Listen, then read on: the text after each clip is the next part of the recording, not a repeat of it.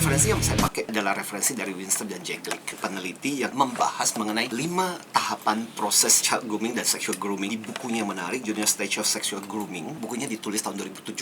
Sebenarnya ada proses yang menurut Winston dan Jeglick itu sebenarnya bisa dicegah. So, tahapan pertama adalah victim selection and access. Jadi si pelaku akan menargetkan yang akan jadi korban dan menentukan akses ke dia lewat apa? Sebagai dosen, sebagai teman, sahabat, sebagai pembimbing rohani, figures yang dia kagumi. So second one, setelah kontak terbangun adalah mulai membangun rapport and trust. Bahwa aku sayang dengan kamu, aku peduli dengan kamu, aku care dengan kamu, aku merasa bahwa kamu punya potensi yang luar biasa. Dan awalnya normal, masih wajar membantu pelajaran, mendorong, membimbing, curhat, kasih solusi. Bahkan lebih hebatnya lagi, kasih hadiah, membuat si korban merasa, aku itu spesial banget. Nah, masuklah tahapan ketiga, testing the boundaries. Sampai di mana nih batasannya si korban? Jadi bisa mulai dengan bercandaan, nyerempet ke seksual.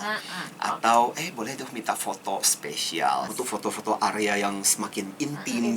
Atau sentuhan-sentuhan gak sengaja. Dan ketika korban tidak memberikan respon, maka muncullah tahapan berikutnya adalah desensitization. Itu adalah pembiasaan, and sexualization. Itu adalah sebenarnya proses menjadikan ini sebagai sesuatu yang normal. Jadi kalau kamu disentuh, itu sesuatu yang normal, wajar. Dan itu yang membuat akhirnya korban jadi bingung. Ini sebenarnya memang wajar atau enggak sih? Nah, tahapan yang terakhir dan yang paling jahat adalah maintaining control and secrecy. Mulailah muncul ancaman, mulai diisolasi. Jadi nggak boleh kontak dengan siapa, segala sesuatu, jaga kerahasiaannya. Nah, ini jahatnya adalah kemampuan manipulator emosi mereka luar biasa. Jadi menciptakan ketakutan, kekhawatiran, dan hebatnya kadang-kadang dia bisa melakukan gaslighting bahwa salah kamu juga sih, itu kan kamu yang mulai juga kan, yang mau kan kamu, yang mendatangi saya itu kan kamu, yang minta bantuan itu kan kamu, minta bimbingan itu kan kamu, kan orang tuamu.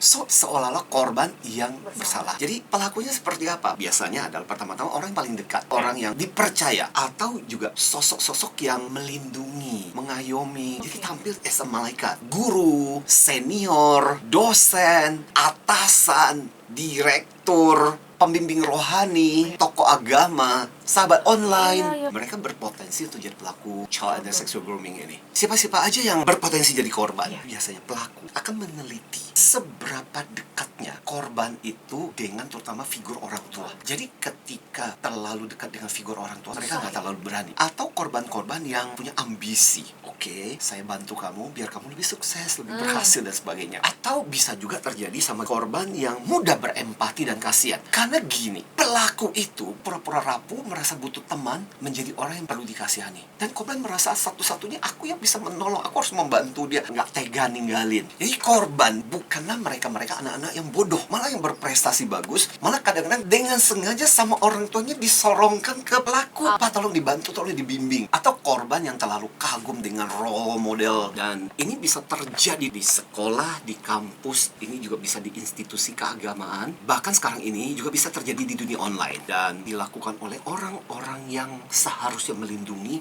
yang dekat, dosen, guru, senior, pelatih, pembimbing rohani, yang seharusnya kita merasa bahwa mereka melindungi, ternyata justru jadi pelakunya. Jadi kasus pertama itu terjadi di SMA. Jadi awalnya pertemanan karena pelakunya senior, populer, dan pinter. Nah, orang tua juga berpikir, bagus dong berkawan seperti itu biar diajarin si anak ceweknya ini. Lama-lama hubungannya bergerak makin jauh. Awalnya bantu pelajaran, tapi mulai deh minta difoto sampai jadi korban grooming si seniornya itu. Kasus yang sama pernah terjadi di kampus juga. Mahasiswa yang mau skripsi, pelakunya siapa? Dosen. Awalnya bimbingan skripsi bergerak dari kampus ke kos. Makin lama batasannya makin gak jelas sampai kepada hubungan yang lebih intim. Dan semua itu divideokan, difotokan. Dan si dosen itu sampai ancam, kamu lapor, kamu akan dikeluarkan dari kampus ini. Dan itu membuat akhirnya si mahasiswa itu sampai 2 tahun skripsi nggak selesai-selesai. Baru selesai setelah si dosennya itu dipindahkan. Hal itu yang membuat si pelaku selalu di atas angin. Korban nggak berani berteriak, korban nggak berani ngomong. Karena ya itu, di satu sisi korban itu mengagumi si pelaku, di sisi lain juga ada ketakutan, ancamannya itu dilakukan. Yang lagi viral belakangan ini adalah buku Broken String, buku memoir pribadi yang bagus, yang ditulis sama Aureli Mormans. Kalau di bukunya Aureli itu kan diancam keluarganya akan dibunuh. Lebih parahnya lagi adalah si korban juga punya kekhawatiran kalau ini diceritakan nanti orang nggak mau percaya, karena kan populer, dikagumi.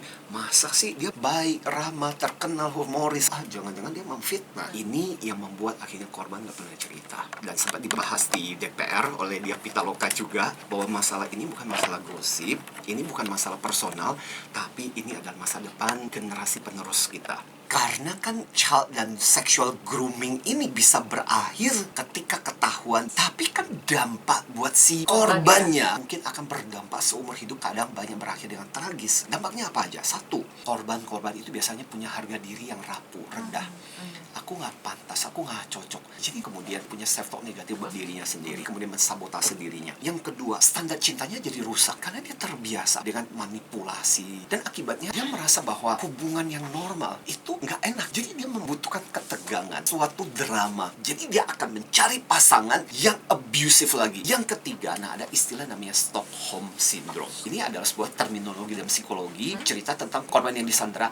Malah setelah dilepas, dia bersimpati sama pelakunya. Si korban jadi memaklumi, dulu dia melakukan ini sebenarnya karena dia sayang sama aku kok. Jadi si korban ikut melindungi. Dan kemudian korbannya juga kadang-kadang mencari pembuktian diri, validasi dari orang, bisa lewat seksualitas. Dan kadang-kadang dia bisa berganti-ganti pasangan. Dan banyak korban akhirnya jadi sulit untuk membangun relasi jangka panjang hanya untuk pembuktian bahwa aku masih berharga. Akhirnya gangguan kesehatan emosi, stres, insomnia, susah tidur, jadi trauma, panik. Nah, celakanya kalau ini nggak dituntaskan, itu juga berdampak kepada si korban terhadap pola pengasuhan dan pernikahan. Jadi dia menyayangi orang pun jadinya berkondisi. Tips kita apa? Saya mau singkat dengan istilah groom. G itu artinya guard emotional connection. Jadi kita harus jaga hubungan emosi. Kalau kita sebagai orang tua, jaga koneksi emosi sama anak kita. Ruang terbuka, bebas untuk sharing tanpa judgment. Nah, kalau Anda merasa jadi korban, jaga koneksi emosi dengan orang-orang, bukan cuma dengan satu orang. Kemudian berikutnya adalah recognize the red flag. Jadi kalau udah mulai permintaan aneh-aneh nih,